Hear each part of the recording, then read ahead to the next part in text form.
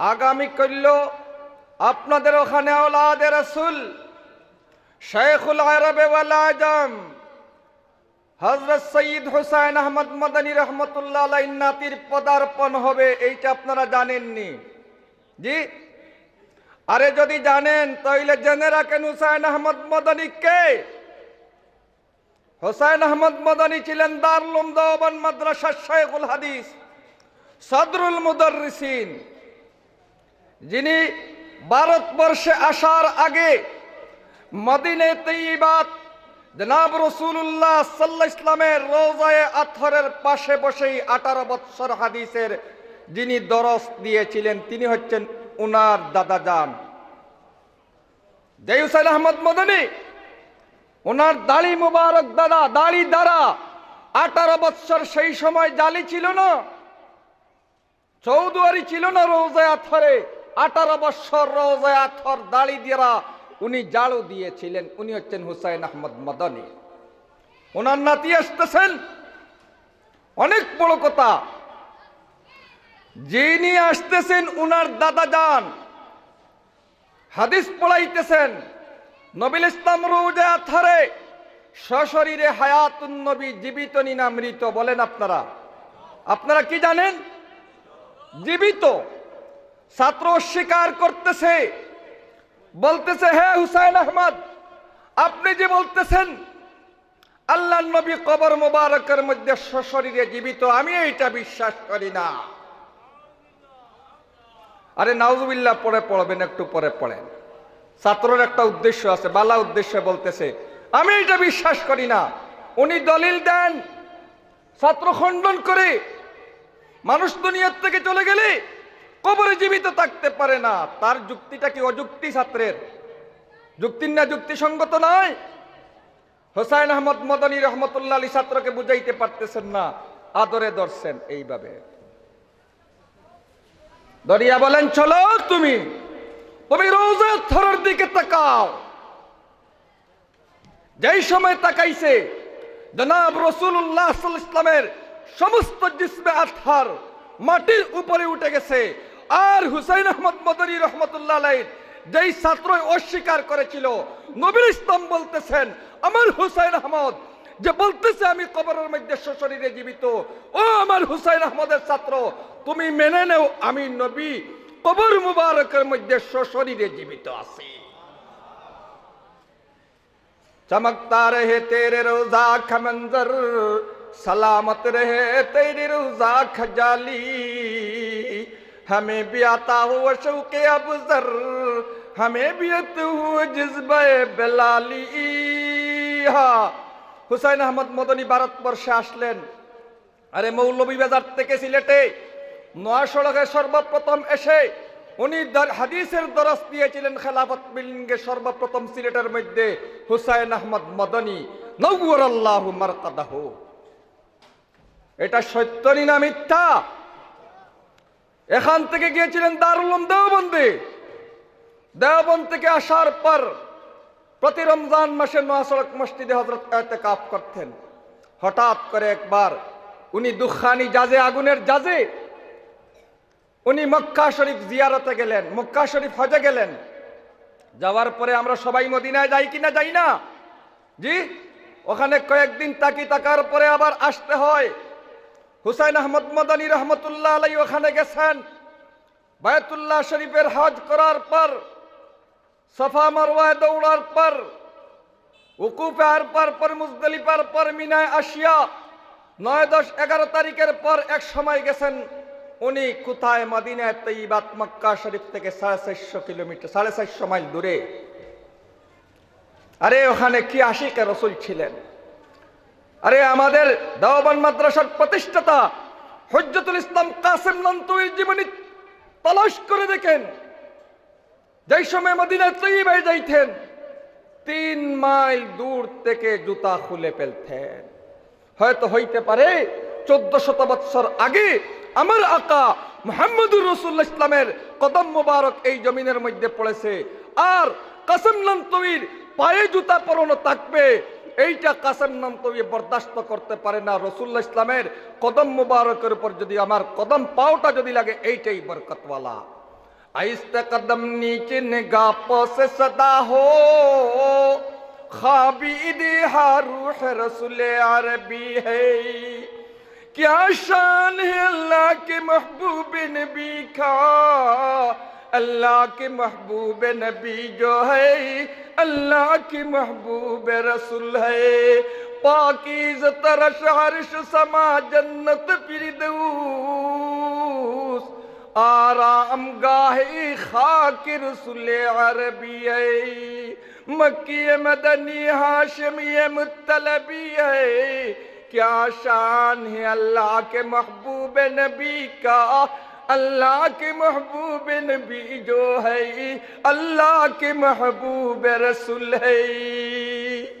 अरे कासिम नानतुई बोलतेন आहिस्ते कदम, धीरे धीरे पाव पलाओ, नीचे निगाह से सदा हो,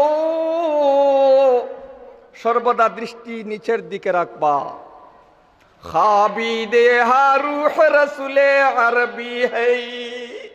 যেহেতু আমাদের প্রিয় নবী মুহাম্মদ রাসূলুল্লাহ সাল্লাল্লাহু আলাইহি ওয়াসাল্লামের জিতবে আথর এখানে শহীদ হো। খাবিদে রূহ রসুলে আরবি है। क्या शान है अल्लाह के महबूब नबी का, अल्लाह के महबूब नबी जो है अल्लाह के महबूब रसूल है। এই শেরের তর্জমা করলে অনেকক্ষণ চলে যাবে। আমার আলোচ্য বিষয় আসি ঘুরে দেখেন হুসাইন আহমদ মদনী ওখানে গেছেন, যাওয়ার পরে ওখানে রওজায়ে আথর জিয়ারত করার পরে ভারতবর্ষে চলে আসবেন। নুরুদ্দিন বাদশাহ নুরুদ্দিন জঙ্গির যুগে নবী ইসলামের জিসিম মুবারক ওরা দুইটা ইহুদি,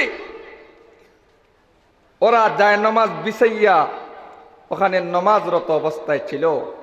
স্বপ্নে দেখেন জনাব রসুল ইসলাম বলতেছেন, হ্যাঁ নুরুদ্দিন জঙ্গি, এই দুইটা কুত্তা আমি মুহাম্মদ রসুল ইসলামকে কষ্ট দিচ্ছে, এদেরকে তুমি অ্যারেস্ট করো। তিনি বলতেছেন মদিনায় তৈয়বার যে সমস্ত মানুষ আছো কেউ বাইরে হইতে পারবে না, বাহির থেকে কেউ ভিতরে আসতে পারবে না। খুঁজে আর কোথাও পাওয়া যায় না। পরবর্তীতে দেখা যায় রওজায়ে আথরের ওই পূর্ব দিকে দুইজন মানুষ, ওদের মুসল্লা বিছানো, আর এখানে তসবি হাজার দানার তসবি নিয়া এরা তসবি পড়তেছে। সুবহ বরকত তওবা বরলব দিল পুরাজ জৌকে গুনাহ, মাসিয়ত রা খান্দামিয়া ইয়াদ আজ ইস্তিগফার মা। হাতে তসবি, মুখে সুবহানাল্লাহ, আর অন্তরের ভিতরে এদের হইল রাসূলুল্লাহ ইসলামের হায়াতুন নবীর লাশ, বডি মুবারক, জিসিম মুবারককে চুরি করে নেওয়া। নুরুদ্দিন জঙ্গি বলেন, আমি গতকালকে এই দুইটা চেহারাই দেখেছি, তোমাদের মুসল্লা উঠাও। উঠানোর সাথে দেখা যায় ওখানে অনেক জায়গা গর্ত করে ওরা ভিতরের দিকে চলে গেছে। নুরুদ্দিন জঙ্গি বলেন, এদেরকে অ্যারেস্ট করো। এই দুইটা কুত্তার কথাই নবীজি আমাকে স্বপ্নে দেখিয়েছেন, এই দুইটাই অপরাধী। এই দুইটা ছিল ইহুদি। হুসাইন আহমদ মদনী দোয়া করতেছেন, चमकता रहे तेरे रोजा का मंजर, सलामत रहे तेरे रोजा का जाली, हमें भी आता हुआ शौक़ अबज़र, हमें भी आता हुआ जज्बाए बेलाली, हमें भी आता हुआ जज्बाए बेलाली। अरे जार कथा চক্ষুর পানি পড়তেছে, মহান আল্লাহর কাছে দোয়া করতেছেন, হে নবীজি আমি ভারতবর্ষে চলে যাব, 18 বছর আপনার রোজায়ে আথর দাড়ি দিয়া শুনলাম, দাড়ি দিয়ে ঝাড়ু দিলাম। নবীজি এখন তো আমি রোজায়ে আথর ঝাড়ু দিতে পারবো না, আপনার রোজায়ে আথর তো জিয়ারত করতে পারবো না, আমি ভারতবর্ষে চলে যাচ্ছি। চমকতা রহে তেরে রোজা কা মঞ্জর, নবীজি আমি যেই সময় ভারতবর্ষে চলে যাই আল্লাহ তোমার কাছে ভিক্ষা চাইতেছি, ওগো মাবুদ তুমি যেন আমার চক্ষুর সামনে সর্বক্ষণ রাসূলুল্লাহ ইসলামের রওজা আথর যেন চমকিতে থাকে। चमकता रहे तेरे रोजा का मंजर, सलामत रहे तेरे रोजा का जाली। আল্লাহ আমি দোয়া করতেছি নুরুদ্দিন জঙ্গির যুগ যেভাবে দুইটি ইহুদি হায়াতুন নবীর জিসিম মুবারককে চুরি করে নেওয়ার জন্য আসছিল, আল্লাহ কিয়ামত পর্যন্ত যেন রোজা থরকে আপনি আরো আমনে নিরাপত্তায় রাখেন, যাতে একটা ইহুদ খ্রিস্টান যেন হায়াতুন নবীর জিসিম মুবারককে চুরি করে না নিতে পারে। সালামত রহে তেরে রোজা কা জালি।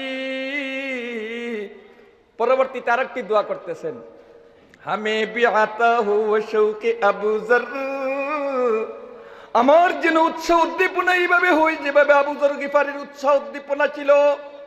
হামে বি আতা হু জজবায়ে বেলালি,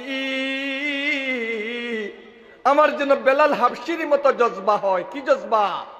বেলাল হাবশিকে গরম পাথরের মধ্যে, বালুর মধ্যে মক্কার কবির কুফাররা শায়িত করত। বেলাল হাবশি বলতেন লা ইলাহা ইল্লাল্লাহ, বলতেন আহাদ আহাদ, আমার আল্লাহ ছাড়া কোনো মাবুদ নাই।